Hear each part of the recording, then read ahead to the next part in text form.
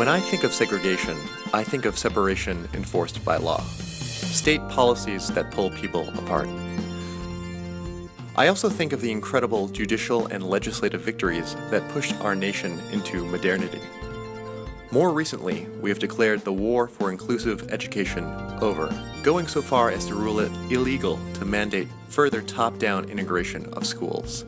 Whatever the constitutional merits or demerits of racial diversity in the abstract, the record here shows two things. First, that the use of race is simply not necessary. Seattle schools are diverse without it. But is this true?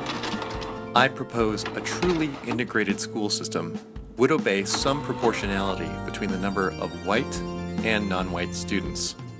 The ensemble of schools within a given county or state should follow this ratio. Schools that have a disproportionate number of students, with either certain groups being overrepresented or underrepresented, would be considered at least partially segregated. The ideal proportionality would be scaled by the demographics of the state.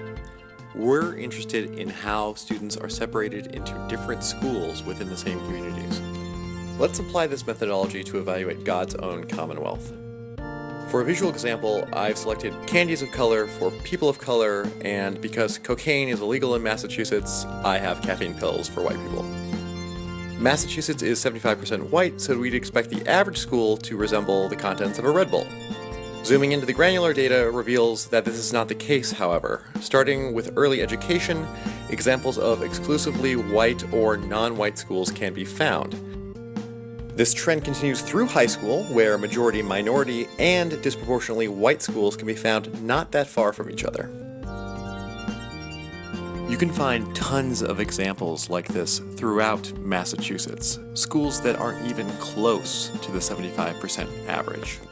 But hold on, examples make for great stories, but they aren't particularly useful for understanding trends.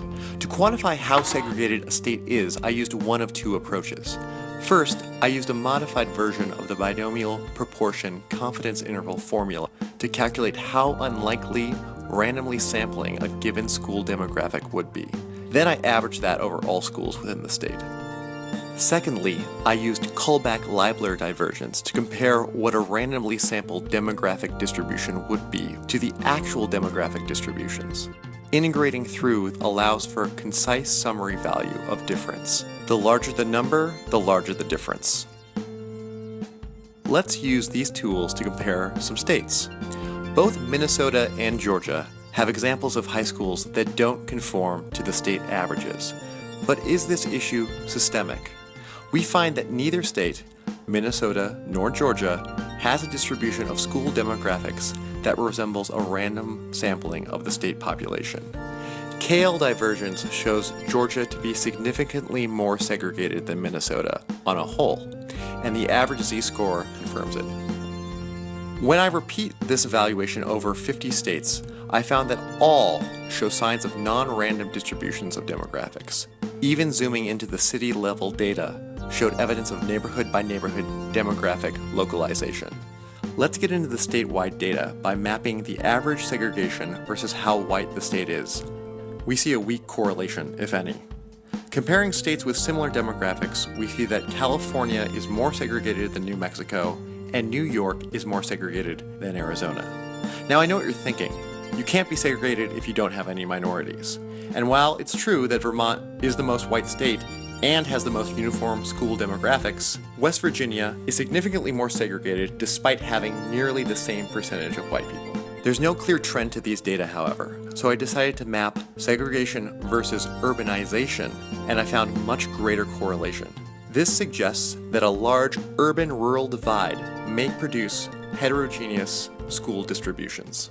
From these data, we take away that both urbanization and demographics of a state have a role to play in the inherent segregation of that state. Returning to our original premise, we see even after the end of state-sponsored segregation, emergent clustering in local demographics yields heterogeneity in school populations. While perhaps fostered by policy, the system seems to be self-sustaining, and we should not expect it to change without intervention.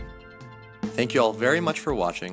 Follow the links below for interactive versions of these graphs and the data and code used to make them. See you again.